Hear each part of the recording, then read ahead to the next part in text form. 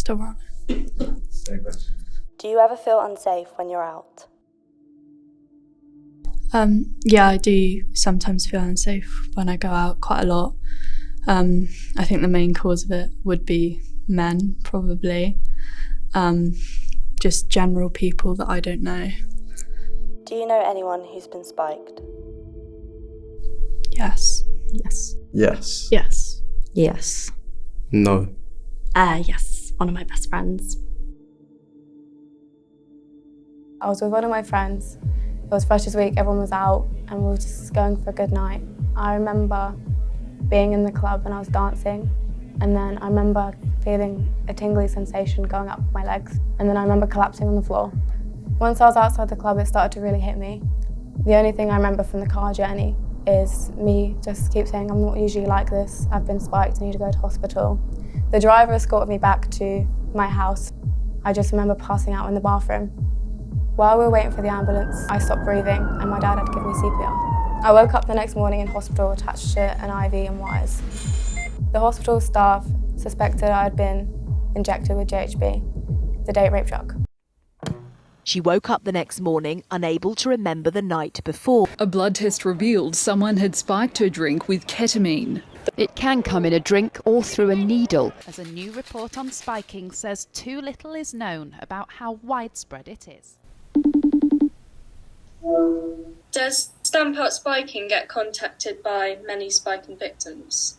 We get contacted continually, and this is the reason why I've got so much determination to try to make spiking a separate criminal offence, or so the law that needs to be updated, is because of all the men and women that have broken down in my arms over the years and said, oh my God, you believe me. Everyone else has accused me of having too much to drink. One of the nurses at the hospital didn't believe me and she was questioning me about how much I've drunk and what I've taken. And the bouncers kept insisting that I didn't get spiked. And it was really frustrating and I couldn't get my point across to them. It's like an invisible crime. That's what I call spiking. It leaves the victim with no memory whatsoever. They'll become compliant. They'll leave with the assailant. They won't be able to put up a fight. That's why it's a cowardly crime. You're not even giving someone a chance. You're going in and you're poisoning them. And it's just disgusting. The main thing I was thinking about was if I got left alone, or if I didn't get home safe, or if I went to the toilet alone or went outside, or if I wasn't with any of my friends, what would have happened to me? What do you think the motivation is behind spiking? There's a few different ones. Some people just do it as a prank. We believe some people are doing it for jealousy. There is obviously sexual assault and rape, and we're now getting reports of quite a few male victims for robbery. So there's a multitude of reasons why people do this crime, but ultimately it's got to come down to power, a misuse of power. It really affected my dad. He didn't sleep for days after that, and he always came to check on me when I was sleeping.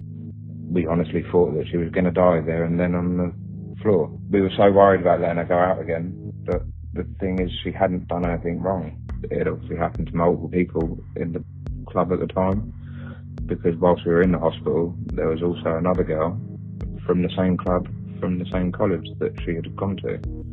73% of spiking victims are aged 18 to 21. Almost 5,000 reports of needle and drink spiking are made to the UK police in a year, but it is estimated that around 97% of spiking incidents go unreported.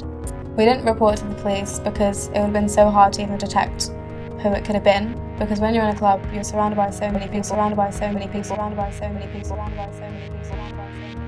We need people to step up and to share their experiences so that we can help to eliminate this crime.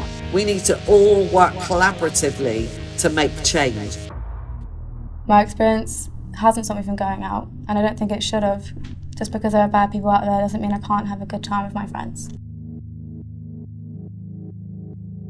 I think it's important to go out with your friends just so that you have a good time with them, make memories. Because we couldn't do that for so long, and yeah, we're just making up for it now, I guess.